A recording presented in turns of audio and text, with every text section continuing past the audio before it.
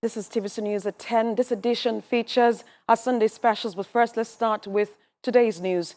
The military has killed 70 terrorists, including some of their commanders, during operations in the northeast region of the country. However, 22 gallant officers were killed, while several others were wounded in action. The Directorate of Defense Media Operations, Major General Edward Buba, confirmed that the incident happened during a clearance operation at a terrorist stronghold and enclave known as Timbuktu Triangle. It said the three-pronged operation was aimed at dismantling the terrorist presence with a triangle. The DHQ said the terrorists deployed improvised explosive devices, suicide bombers, as well as vehicle-borne improvised explosive devices to ward off troops' advance and attacks. In July, 7 troops were killed when their vehicle hit a landmine in a village where the Islamic State West Africa province is active. The 15-year-old insurgents has killed at least 40,000 persons and displaced around 2 million from their homes in the northeast. The violence spilled into neighboring Niger, Chad and Cameroon, leading to the creation of a regional force to fight the militants. Well, for more on this development, I have joining me security expert Darlington Umoru. He joins us from Lagos, and I also have anti-terrorism expert Dixon Osagie joins us from Abuja. It's good to have you join us, gentlemen. My pleasure being here. All right, we've seen the loss of 22 soldiers is a significant blow, of course, to the military. What does this say about the risk and challenges faced by Nigerian troops in their fight against terrorism? First, permit me to condone with the Nigerian military and Nigeria as a whole, and then to the families of those who have lost these gallant soldiers. Nigeria has lost some great men, very courageous men who have always ensured that the rest of us could go to bed with our eyes closed. We could carry on with our daily activities without fear of favor. And now, since January has not been very palatable for Nigerians, particularly those of them who are resident in the Northeast, it's been one thing or the other. These operations, like we gathered, started about 10 days ago, the clearance, precisely on January 16th, and by 26th or 25th, a lot has been achieved. Some of the commanders of the terrorists were said to have been gunned down, very, very dangerous commanders, and many of the terrorists, about numbering about 70. In most times, we find it difficult reporting the achievements of the Nigerian military. This is one good one where at least the terrorists themselves who are aware that aside from many of their foot soldiers who have been killed in the operations, their commanders who are also being killed are being reported. And so it's a minus on the part of the terrorists and the plus on the part of our military. It speaks a lot about the achievements of the Nigerian military that demands, that deserves every courageous encouragement from all Nigerians, in support of what they do. Beyond what is happening, I'm sure the terrorists were able to achieve that number of the Nigerian military, the soldiers that lost their lives in the battle with the equipment we were told they used. They used the IEDs, they used the person IEDs, and they also used the vehicle IEDs. All of these are explosives which could, the person IED is the suicide bombing. That of the vehicle also is suicide bombing that could run into people and then detonate it, and then the thing will, the explosion will in turn consume, take lives. But so far, so good.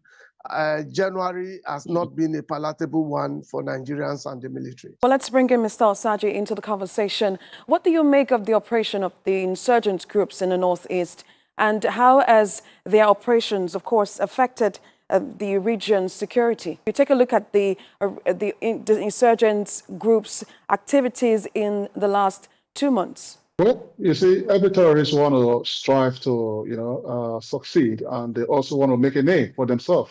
And as well, they want to ensure that they keep fighting as if they are capable or they could curtail with our military. I agree with my friend and brother in the studio in Lagos there who claim that who said that we need to appreciate the military. Oh yes, I agree. We need to appreciate the military, but the number of soldiers that were killed in action is not expected, and it's not good to hear. And I think we should ensure that that does not happen again. Losing 20 soldiers in a given battle with some group of terrorist group it's not nice, but I understand some of them were killed through the IEDs, the VBIEDs, the vehicle-borne explosive devices. That cannot be mitigated except you have a situation whereby we will put in a component in place to prevent those bombs from exploding. That being said, I appreciate the gallantry of our military and their services, but let's be clear, we must put force protection as a top priority to ensure that our soldiers don't train so hard and die cheaply. What the military should be looking at is how to forestall such number of losses. They were talking about 20 soldiers from 20 families, 20 homes, 20 mothers, 20 fathers, and brothers and sisters. We sympathize with them, and the Nigerian government should never let their sacrifice be in vain. So moving forward, the military should start looking at force protection and also personal protective equipment, so that these guys don't get killed so easily from this criminal element. And another thing I need to also advise the Nigerian military to do is that they should try to activate hostile surveillance. Hostile surveillance is carrying out surveillance activities against your enemy.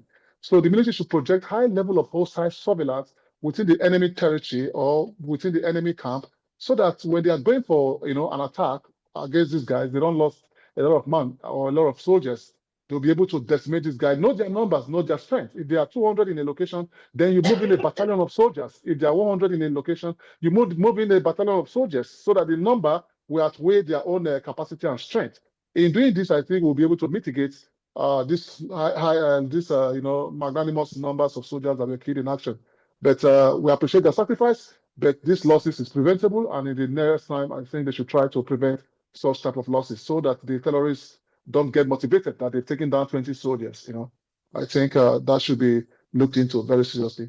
Stay with you, Mr. Osaje, before we bring Mr. Omor back to the conversation. How significant is the Timbuktu Triangle in the context of Nigeria's fight against insurgency?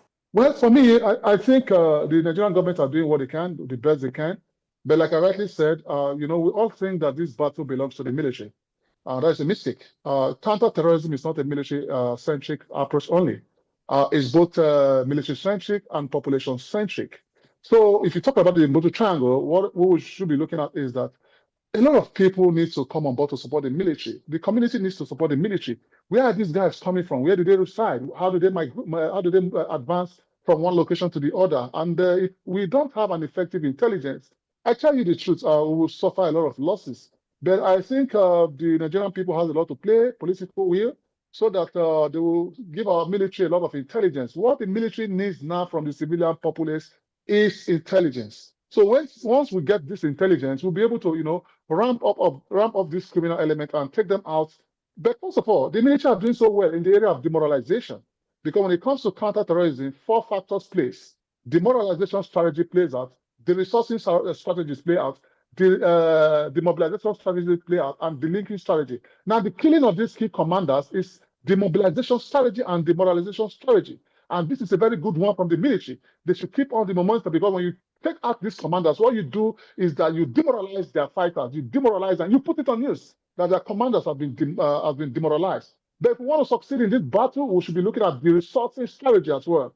Where are these guys getting their arms and ammunition from? If we have an effective resourcing strategy to ensure that we cut off their arms supply, cut off their fighters, that is the delinking strategy, then demobilizing strategy, which the military are carrying out now, because it's very effective, and the military are doing so well in the area of the demobilization strategy. So this 4 strategy put in place, if the military, move hard on them, and the civilian populace and the National Electrical Agency work on the other side of population-centric approach, then combine with the military approach, I tell you, we'll be able to eliminate these terrorists out from the space of Nigerian territory. Mr. Umaru, I know you've been itching to join in the conversation because the topic we're discussing, of course, is dear to you. While we mourn the death of these gallant soldiers, we understand, of course, that 70 terrorists were also killed. What's your assessment of the recent clearance operation we've seen from the Nigerian military against this terrorist stronghold in the northeast? A great win for the Nigerian military. We have seen of late how much equipment the terrorists are deploying. Don't forget that ISWAP is a stronger terrorist group than the Boko Haram. We have started seeing the deployment by these terrorists of surveillance equipment that gathers intel for them. The terrorists, like we know, we have from reports, they have started making use of drones. That's where my fear begins from. Now, if they have started with surveillance drones, would they migrate to have attack drones? Then that is combat drones. By the time if they advance into that aspect of having combat drones, then we are in trouble. Right now, the drones they've deployed drones severally to gather intel for themselves, and then they've been able to use them, except that our gallant military have been able to, counter all of that, bring down, shoot down these drones that helps them gather information about the whereabouts of our military and their movements. And then they've also ensured that they use drones. And now we've seen how much they've been able to use the 3 IEDs, the person-born IED, the vehicle-borne IED, and the IEDs themselves, which means that there's trouble. The implication of all of that is that the Nigerian military should be able to counter the movement of these IEDs and then be able to detect where drones are planted. In the course of clearance, these terrorists know that the Nigerian military will be coming after them, and so they deploy the use of mines, the use of all of these IEDs, where somebody will run and then detonate the IED and then it explodes. A vehicle will be driven, even when you try to shoot down that vehicle, as much as that vehicle is laced with the IED, its aim is just to run into the team of the Nigerian soldiers. And once it is detonated close to the team, there's no way we will not record havocs. And so it has become very dangerous. And so we have to have, like he said, we have to have enough equipment that can shoot down from a distance these equipment that are being deployed by the terrorists. Until we are able to achieve all of that and determine where mines are planted and all of that, we need sophisticated equipment at this point in time, because the terrorists are getting more sophisticated, and so we need to be ahead of them. If we are unable to get ahead of them, then we'll be recording casualties. But right now, as it is, we still have to encourage. Hopefully that does not continue, of course, and still encourage our gallant officers and appreciate them for the work they do on the front line. Security expert Darlington Umaru, anti-terrorism expert Mr. Osaje, thank you so much for sharing your thoughts with us. My pleasure. But still to come on TVC News at 10, South